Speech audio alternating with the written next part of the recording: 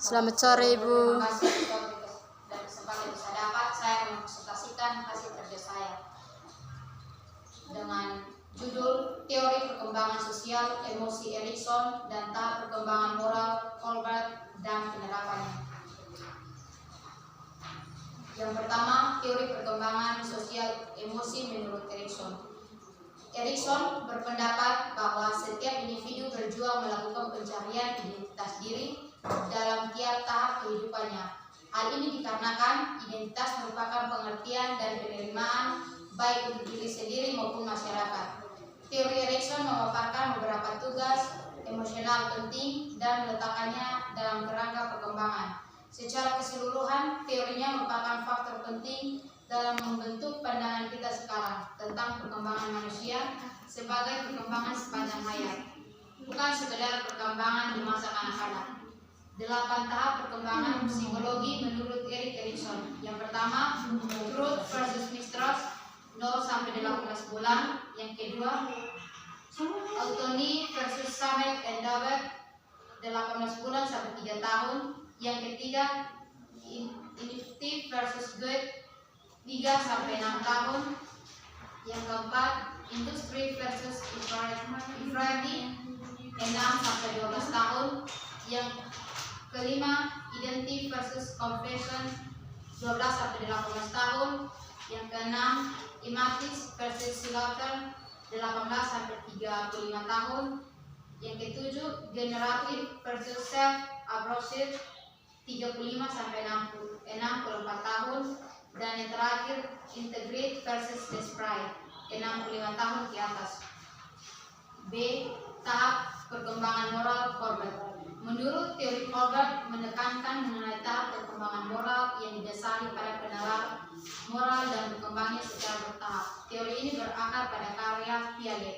Piaget memiliki asumsi bahwa pikiran dan perasaan berkembang secara searah dan keputusan moral adalah proses perkembangan pikiran yang dialami. Ahli psikologi pada masa itu berasumsi bahwa pikiran moral lebih pada psikologi dan sosial yang mana berkebalikan dengan asumsi Piaget. Dalam pengembangan teori ini, Colbert tidak memusatkan pengamatannya pada apa yang dilakukan seorang individu, tetapi Colbert telah menyusun penelitian yang digunakan untuk menggolongkan proses penalaran seseorang dalam mengatasi dilema moral. Menurut Colbert, mengamati tingkah laku tidak menunjukkan mengenai kematangan moral seseorang. Kematangan moral seseorang tidak tercermin dalam tingkah laku mereka, melainkan penalaran mereka yang mencerminkan perbedaan kematangan moral tersebut. Teori Colbert tentang perkembangan moral dibagi menjadi 3 tingkat dan 6 tahap. Pada masing-masing tingkat terdapat 2 tahap, diantaranya sebagai berikut. Yang pertama, tingkat 1, moral prakonversional. Moral prakonversional adalah tingkat paling rendah dari tahap perkembangan moral menurut Colbert. Pada tingkat pertama ini, anak sangat tanggap terhadap norma-norma budaya, misalnya norma baik atau buruk, salah atau benar, dan sebagainya. Dan dibagi menjadi 2 tahap, yaitu pada tingkat pertama ini dibagi menjadi 2 tahap, yaitu tahap pertama, orientasi kepatuhan dan hukum. Yang kedua, individualisme dan tujuan. Tingkat yang kedua, konfesional. Penalaran konfesional adalah tingkat menengah dari teori perkembangan Colbert. Internalisasi individu pada tahap ini adalah menegar seseorang menaati standar-standar tertentu, tetapi standar ini ditetapkan oleh orang lain, seperti orang tua dan lingkungan masyarakat. Tingkat konfesional umumnya ada pada seseorang remaja atau orang dewasa. Yang ketiga, tahap yang ketiga, norma interpersonal. Tahap yang keempat, moral sistem sosial. Tingkat 3, pasca konfesional. Pada tingkat ini, moralitas benar-benar diinterpretasikan dan tidak didasarkan pada standar-standar orang lain. Seseorang mengenai tindakan moral alternatif, menjajaki pilihan-pilihan, kemudian memutuskan berdasarkan suatu kode moral pribadi. Pada tingkat 3 dibagi menjadi 2 tahap. Yang pertama, hak-hak masyarakat versus hak-hak individu. Yang kedua, prinsip-prinsip etis universal. Bagian C, penerapan teori sosial Erikson dan tahap perkembangan menurut Colbert dalam dunia pendidikan sekolah dasar. Yang pertama, penerapan teori sosial emosi menurut Erikson. Pada umumnya, peserta didik baru menginjak bangku sekolah dasar pada usia kurang lebih 6 tahun.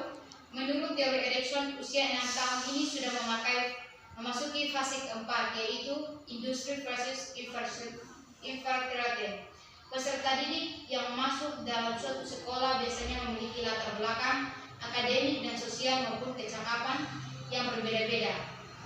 Agar peserta didik dapat mengikuti pembelajaran dengan efisiensi dan karakteristik peserta didik agar dapat menentukan gaya mengajar dan mengembangkan. Hendaknya guru terus memberikan motivasi dan dukungan-dukungan agar siswa tersebut dapat menyelesaikan tugas yang diberikan oleh guru. Seseorang pendidik hendaknya tidak memberi komentar negatif atau menghukum siswa apabila pekerjaan siswa tersebut salah atau tidak seperti yang diharapkan, agar siswa tidak merasa rendah diri dengan kemampuan yang dimiliki. Penerapan teori perkembangan menurut Colbert. Yang pertama, tahap 1, orientasi kepatuhan dan hukum.